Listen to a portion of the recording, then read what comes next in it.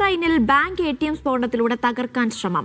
Gas cylinder ഉപയോഗിച്ചായിരുന്നു സ്ഫോടന ശ്രമം. 2 പ്രതികളെ അന്വേഷണ സംഘം അറസ്റ്റ് ചെയ്തു.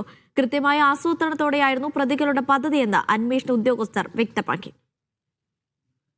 അൽ നഈമിലെ ബാങ്ക് ATM ആണ് സ്ഫോടനത്തിലൂടെ തകർക്കാൻ ശ്രമം നടന്നത്.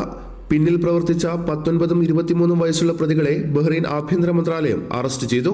ഹസൻ അബ്ദുൽ കരീം, അലി അബ്ദുൽ ഹുസൈൻ എന്നിവരാണ് പിടിയിലായത്. ബഹ്റൈനിലെ ഒരു ദേശീയ ബാങ്കിന്റെ ATMന് നേരെയാണ് പ്രതികൾ സ്ഫോടനം നടത്തിയത്. അന്വേഷണ ഉദ്യോഗസ്ഥർ പറയുന്നതനുസരിച്ച് പ്രതിയായ ഹസൻ അബ്ദുൽ കരീം ആദ്യം ATMനുള്ളിൽ പ്രവേശിച്ച ശേഷം പെട്രോൾ പോലെയുള്ള കത്താൻ സഹായിക്കുന്ന ഒരു ദ്രാവകം ഒഴിക്കുകയായിരുന്നു. ശേഷം സ്ഫോടനം നടത്തുക എന്ന ഉദ്ദേശത്തോടെ ഒരു ഗ്യാസ് സിലിണ്ടർ ATMനുള്ളിൽ കൊണ്ടുവച്ചു. ഇതിനു പിന്നാലെയാണ് തീ കൊളുത്തിയത്. കൂട്ടുപ്രതിയായ അലി സംഭവത്തിന് മുൻപായി സ്ഥലത്തെത്തി സാഹചര്യം പരിശോധിക്കുകയും കുറ്റകൃത്യത്തിന് ആവശ്യമായ ഉപകരണങ്ങൾ ഹസന് വാങ്ങി നൽകുകയും ചെയ്തുവെന്ന് അന്വേഷണ സംഘം കണ്ടെത്തി.